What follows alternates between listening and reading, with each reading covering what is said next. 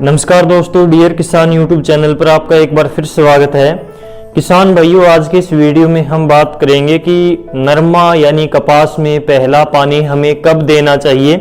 ये सवाल बार बार वीडियो के कमेंट में आता है। काफ़ी किसान भाई इसके बारे में लगातार पूछते हैं और ये एक बड़ा सवाल भी है अपने आप में कि कपास में पहला पानी हमें कब लगाना चाहिए। इसके ऊपर आज की इस वीडियो में हम बात करेंगे, कंप्लीट जानकारी आपको देने की कोशिश करेंगे कि नरमा या कपास में पहला पानी कब लगाएं, पहले क्यों नहीं लगाना चाहिए और इसके क्या नुकसान हो सकते हैं, या फिर बाद में या फिर देर से पानी लगाने के क्या फ़ायदे हैं, किन कंडीशन में हमें नरमा में पहला पानी जो है टाइम पर देना चाहिए यानी कि समय से पहले देना चाहिए, और किन कंडीशन में हमें उसमें लेट पानी देना चाहिए ताकि हमें इससे फ़ायदा हो। तो पानी के साथ में यूरिया डालें या फिर ना डालें, ये सवाल भी अपने आप में थोड़ा बड़ा हो जाता है। अगर यूरिया डालें तो कितनी मात्रा में डालें, इसके साथ में इस बात के ऊपर डिस्कशन करना भी जरूरी हो जाता है। तो इन सभी सवालों का जवाब आपको इस वीडियो में मिल जाएगा। चलिए शुरू करते हैं। ट्यूबवेल के द्वारा या फिर फव्वारे के द्वारा आपने जो कपास में अभी तक हल्की सिंचाइयाँ दी हैं ताकि आपकी कपास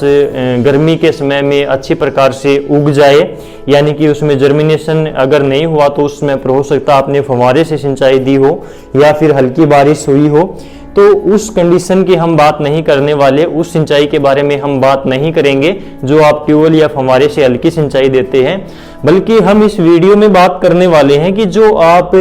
नहरी पानी वाला क्षेत्र है या फिर जो समतल जमीन है जहां पर आप खुला पानी लगाते हैं, नहर का पानी लगाते हो या फिर ट्यूबवेल का, लेकिन आप जो खुला पानी लगाते हैं ना, उसकी इस वीडियो के अंदर हम बात करने वाले हैं। उस सिंचाई के बारे में हम यहाँ पर बात करेंगे। भारी सिंचाई की यहाँ पर बात होने वाली है।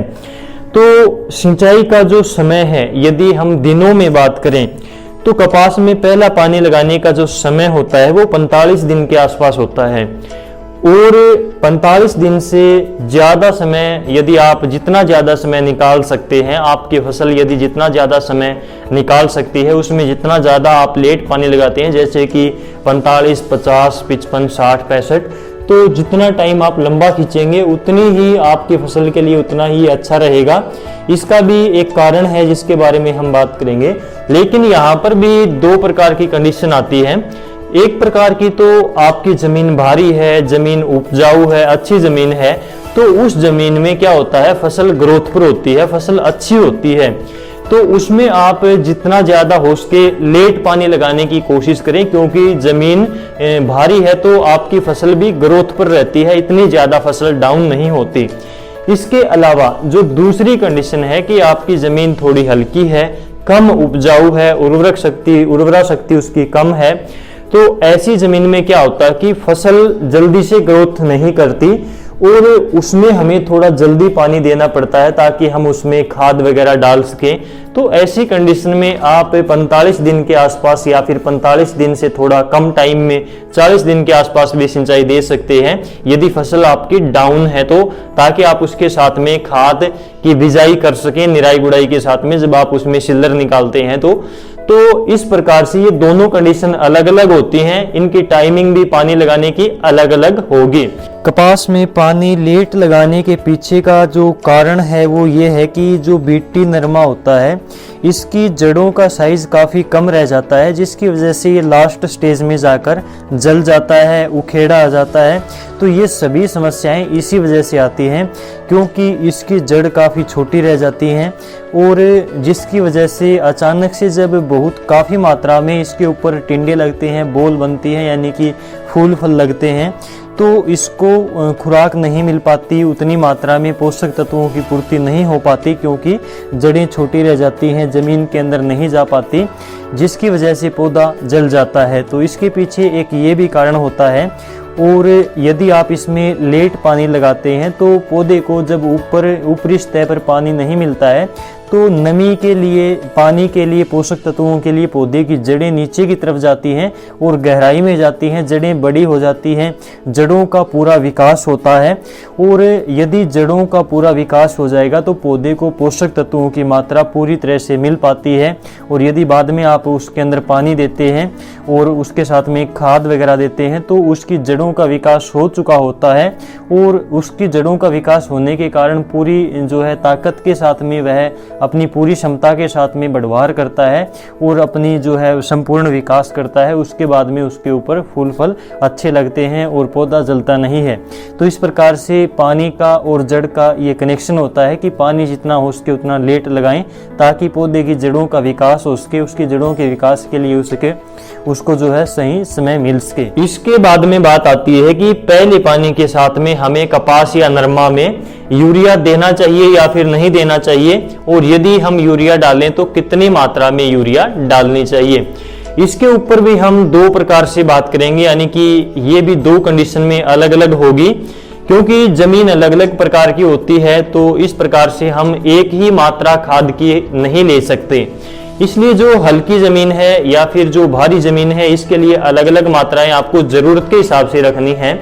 एक तो क्या होता है कि इस समय पर गर्मी का टाइम होता है, धूप ज्यादा पड़ती है, तो यूरिया आपको इस टाइम पर ज्यादा नहीं डालनी है क्योंकि थोड़े दिन बाद में ही मानसून का टाइम आता है और उस समय पर आपको यूरिया डालनी चाहिए, तो वो बहुत अच्छे से काम करती है। यदि कम यूरिया भी आप उस समय पर डालेंगे तो वो प्रॉपर तरीके से काम करेगी और फसल के अंदर ग्रोथ लेकर आएगी, बढ़वार लेकर आएगी। यदि इस समय पर यूरिया की मात्रा की बात करें पहले पानी के साथ में, तो आप इस समय पर यदि आपकी जमीन सही है यानी कि उपजाऊ शक्ति जमीन की ज्यादा है, फसल अच्छी बढ़वार पर है और यदि आपने देसी गोबर की खाद वगैरह डाल भी रखी है तो उस कंडीशन में आपको यूरिया कम डालनी है। और यदि आपकी फसल यदि बढ़वार पर कम है यानी कि आपको ग्रोथ कम नजर आती है आपकी फसल में, या फिर जमीन थोड़ी कमजोर है, तो इस प्रकार की जमीन में आपको जरूरत के हिसाब से यूरिया डालनी है, यानी कि थोड़ी ज्यादा यूरिया डालनी है। यदि मात्रा की बात करें तो इस टाइम पर आप 20 से लेकर 30 किलोग्राम यूरिया प्रति एकड़ के हिसाब से दे सकते हैं। जब तक आपकी कपास या फिर कोई भी फसल फूल पत्तियां उसमें यानी कि फ्लावरिंग स्टेज पर ना आ जाए, उसमें फ्रूटिंग स्टेज ना आ जाए यानी कि फूल और फल उसमें लगना स्टार्ट ना हो जाए, तो उस समय तक आप उसमें यूरिया डाल सकते हैं बढ़वार के लिए, क्योंकि यूरिया में नाइट्रोजन होता है और ये बढ़वार का काम करती है पौधे के अंदर।